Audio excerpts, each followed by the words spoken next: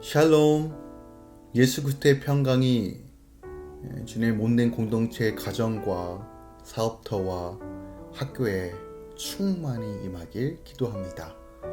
9월 10일 목요일 아침 예배 하나님께 올려드립니다. 사도신경으로 우리의 신앙을 고백합니다. 전능하사 천지를 만드신 하나님 아버지를 내가 믿사오며 그 외아들 우리 주 예수 그리스도를 믿사오니 이는 성령으로 잉태하사 동정녀 마리아에게 나시고 본디오 빌라도에게 고난을 받으사 십자가에 못 박혀 죽으시고 장사한 지 사흘 만에 죽은 자 가운데서 다시 살아나시며 하늘에 오르사 전능하신 하나님 우편에 앉아 계시다가 저리로서 산자와 죽은 자를 심판하러 오시리라. 성령을 믿사오며 거룩한 공예와 성도가 서로 교통하는 것과 죄를 사하여 주시는 것과 몸이 다시 사는 것과 영원히 사는 것을 믿사옵나이다. 아멘. 오늘 하나님의 말씀은 에스겔 6장 1절부터 14절까지입니다. 에스겔 6장 1절부터 14절까지입니다. 하나님 말씀을 받습니다.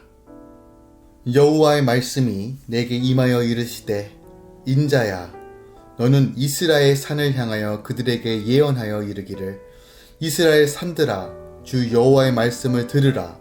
주 여호와께서 산과 언덕과 시내와 골짜기를 향하여 이같이 말씀하시기를 나 곧 내가 칼이 너에게 임하게 하여 너희 삼당을 멸하리니 너희 제단들이 황폐하고 분향 제단들이 깨트려질 것이며 너희가 죽음을 당하여 너희 우상 앞에 엎드러지게 할 것이라.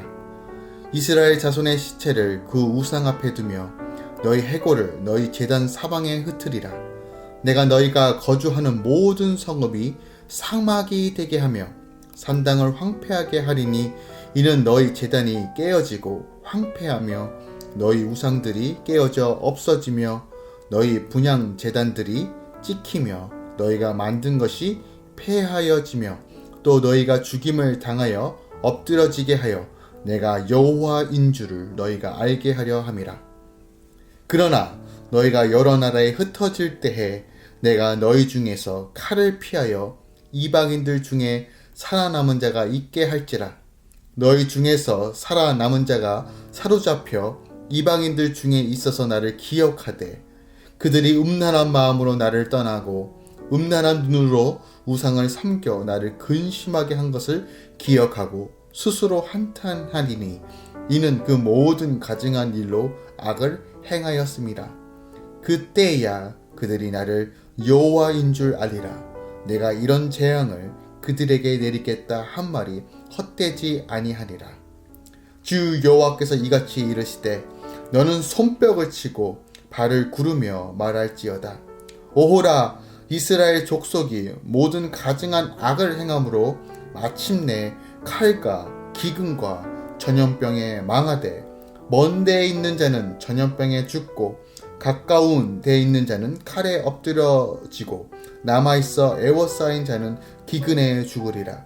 이같이 내 진노를 그들에게 이룬즉 그 죽임 당한 시체들이 그 우상들 사이에 제단 사방에 간 높은 고개 위에 모든 산 꼭대기에 모든 푸른 나무 아래에 무성한 상수리나무 아래 곧 그 우상에게 분향하던 곳에 있으리니 내가 여호와인 줄을 너희가 알리라.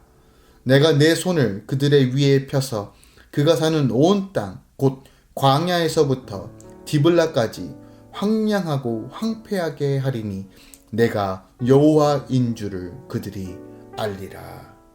아멘. 하나님의 말씀입니다.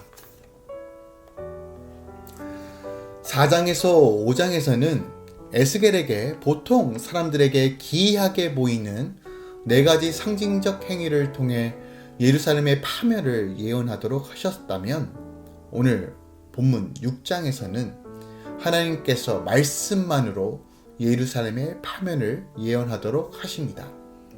오늘 에스겔 6장의 핵심 내용은 선민의 대표적인 범죄인 우상 숭배에 대한 하나님의 심판, 집행, 예언의 내용을 담고 있습니다. 먼저 1절부터 7절에서는 우상 숭배 현장에서의 심판 집행을 강조하고 있어요. 하나님은 에스겔에게 이스라엘의 산을 향해 예언하라고 말씀하십니다. 이스라엘의 산에는 솔로몬 이래 400년 가까이 온갖 우상을 섬기는 산당이 가득 들어서 있었습니다. 아사, 여호사밧, 아샤라, 요담 등 정직히 행한 유다 왕들도 산당만은 그대로 두었습니다.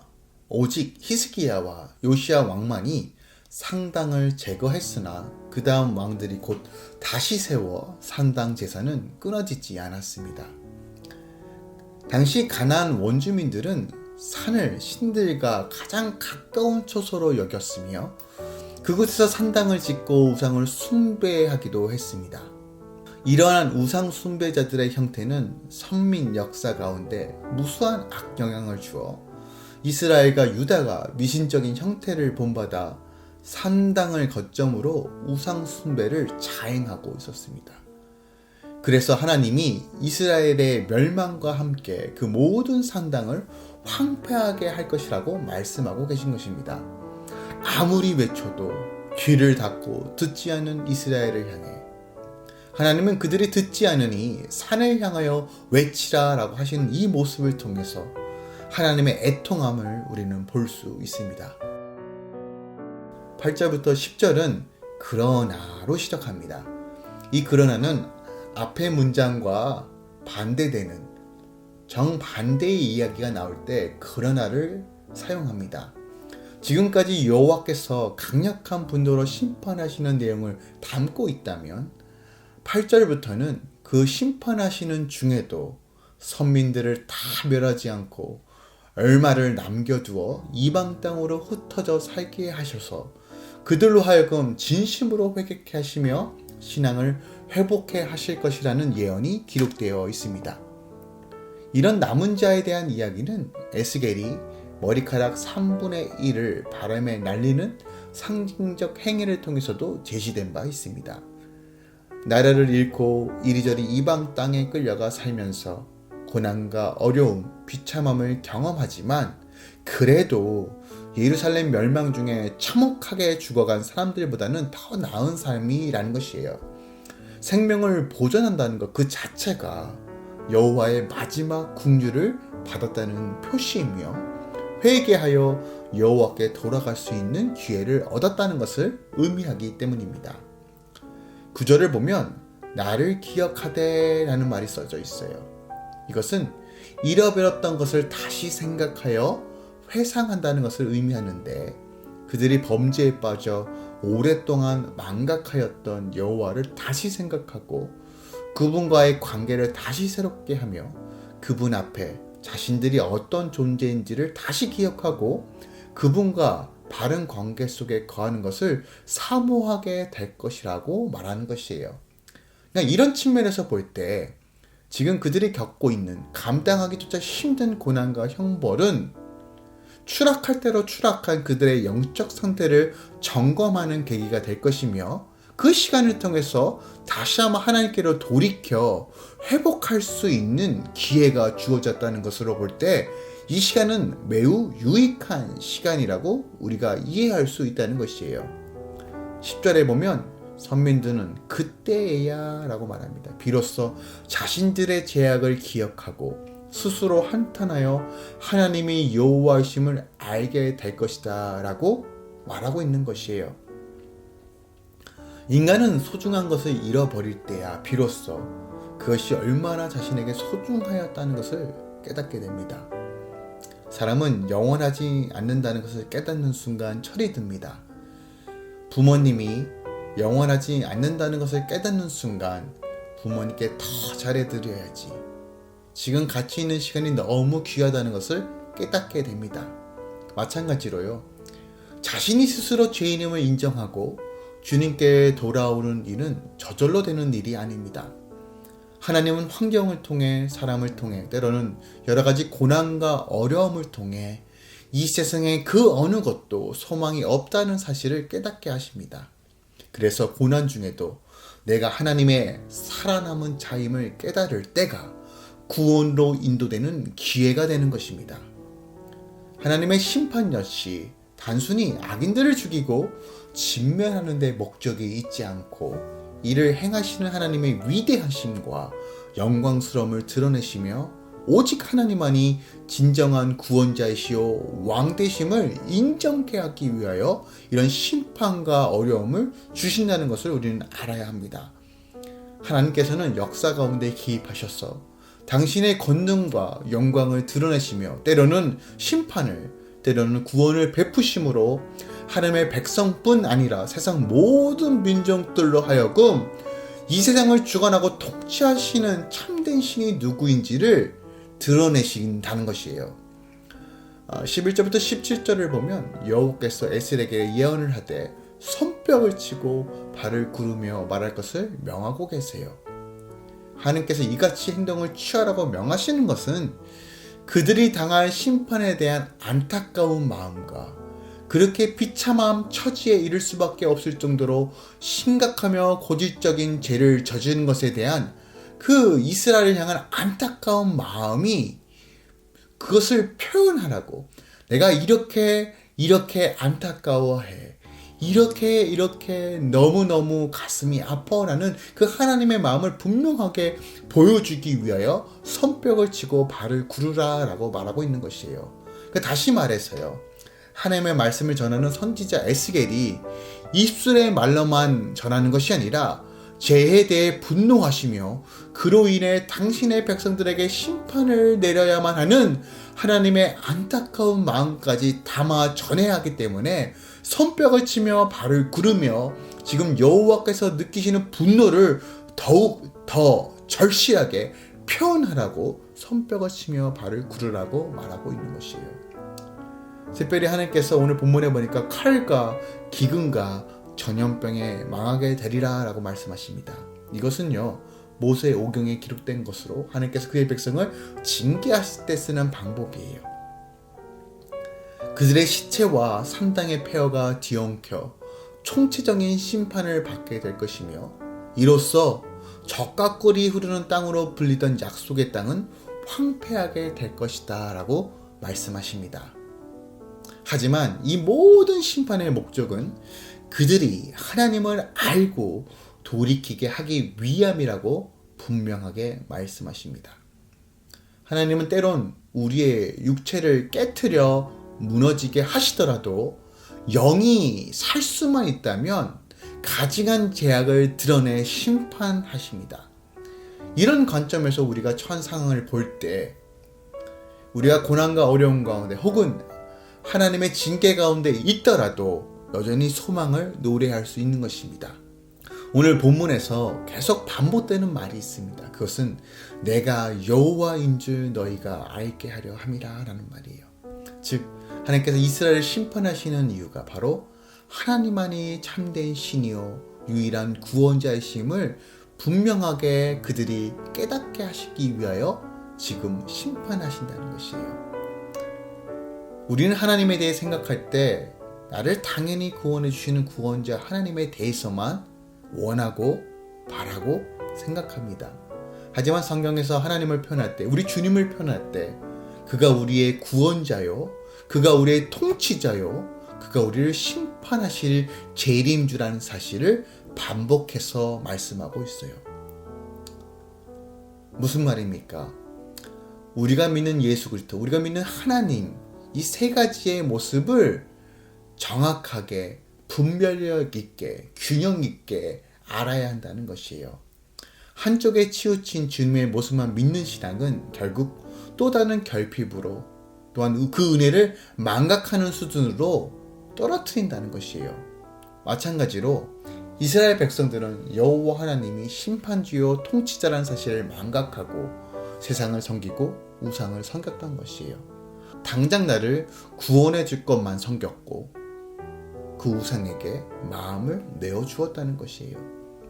하나님은 이들의 무지를 깨트리기 위해 이 지금 어려움과 고난, 징계와 심판을 명하시는 거예요. 그리고 이 심판을 통해서 진짜 우리가 믿어야 될 하나님은 누구인지를 분명하게 말씀하고 있는 것입니다. 오늘 말씀을 정리하면 우리 삶 가운데 온전한 삶, 축복된 삶, 그것은 오직 하나님을 바로 아는 것에서부터 시작될 수 있다는 것을 우리에게 말씀하고 있어요. 10절에 보면요, 이스라엘 남은 자들이 이방 포로 중에서 하나님을 여호와인 줄 알게 될 것이라고 말해요. 고난과 역경 가운데 정말 우리를 구원해 주실 분, 우리를 통치자, 우리의 참된 왕은 오직 여호와 한 분뿐이밖에 없구나. 여호와 한 분만이 우리의 구원자이시구나 라는 것을 깨닫게 된다라고 말하고 있어요. 우리가 하나님이 누구인지 분명하게 알면 알수록 우리의 믿음은 견고해질 것입니다. 우리가 하나님이 누구인지 분명히 깨닫게 되면 그 하나님을 두렵고 떨리는 마음으로 섬길 수밖에 없습니다. 죄인된 우리와 함께 하실 수 없는 그 하나님께서 우리에게 찾아오셔서 우리를 향한 그 사랑을 베풀어 주시고 그 아들까지 내어주셔서 십자가를 통해서 우리에게 참된 자유와 하나님의 자녀는 된 권세를 주셨다는 것은 어마어마한 은혜입니다. 그렇다면 이 은혜와 이 사랑을 깨닫게 되면 우리는 하나님의 말씀에 순종하지 않을 수가 없다는 것을 우리는 알아야 합니다. 말씀을 적용해 봅시다. 오늘 하루 얼마나 하나님 그 자체를 알기 위해 애썼는지 한번 돌이켜보기 원합니다. 또한 매 순간 확인해보기 원합니다. 또한 우리가 지금 겪고 있는 많은 어려움과 고난 중에서 지금 주님께서 무엇이라 말씀하고 있는지를 다시 한번 귀에 기울이기 원합니다. 하나님에 대한 바른 이해 없이는 우리 자신이 누구인지도 이해할 수 없고 어떻게 살아야 하는지도 알 수 없습니다. 오늘 본문 말씀 7절에서 하나님께서 어리석고 망령되기 그지없는 선민들의 우상 숭배 행위를 심판할 것을 예고하시며 그 결과에 대해서 내가 여호와인 줄 너희가 알게 하려 함이라 라고 말씀하신 것을 우리 다시 한번 되새겨야 합니다. 그리고 오늘 말씀에서 이전에 저지른 그릇된 모든 삶에서 돌이켜 회개함으로 회복될 것을 예고하시면서 그때야 그들이 나를 여호와인 줄 알리라 라고 말했던 이 의미가 무엇인지를 다시 한번 되새겨야 합니다. 우리의 모든 삶은 하나님을 아는 것이어야 합니다. 그분 안에 거하는 삶을 살 때만이 참된 복과 온전한 삶을 누릴 수 있습니다. 여호와를 경외함이 지혜의 근본이라 그의 계명을 지키는 자는 다 훌륭한 지각을 가진 자이니 여호와를 찬양함이 영원히 계속되리로다. 시편 111편 10절 말씀입니다. 어떤 상황에 처하든 어떤 환경에 있든 어떤 어려움 가운데 있든 하나님을 바라보고 우리가 그분께 집중할 때만이 생명이 있습니다. 오늘 하루 주님을 아는 삶, 주님만 바라보는 삶 사시길 우리 주 예수 그리스도의 이름으로 부탁드립니다. 기도하겠습니다. 만왕의 왕 되신 하나님을 찬양합니다. 주님, 우리가 주님을 알길 원합니다. 주님께 더 가까이 가는 삶 살기 원합니다. 오늘 하루 다시 한번 주를 향해 믿음으로 고백하며 주님과 함께 동행하는 삶을 소망하며 오늘도 말씀으로 시작합니다. 성령 하나님, 오늘 하루 우리를 지키시고 인도하여 주시며 다시 한번 매 순간마다 그 놀라우신 은혜를 기억하고 구원의 감격과 기쁨으로 오늘도 믿음으로 걸어갈 수 있도록 역사하여 주시옵소서. 특별하게 우리 아이들 지켜주시고 영육간의 강건함을 허락해 주시고 모든 학업 가운데 지혜와 명철로 충만하게 채워 주시옵소서. 이제는 우리 주 예수 그리스도의 은혜와 우리 아버지의 놀라우신 사랑과 성령님의 내주교통 충만 역사하심이 오늘도 주님만 바라보며 다시 한번 믿음으로 꿋꿋하게 걸어가는 모든 주의 성도들의 삶 가운데 이제로부터 영원까지 함께 있을지어다. 아멘.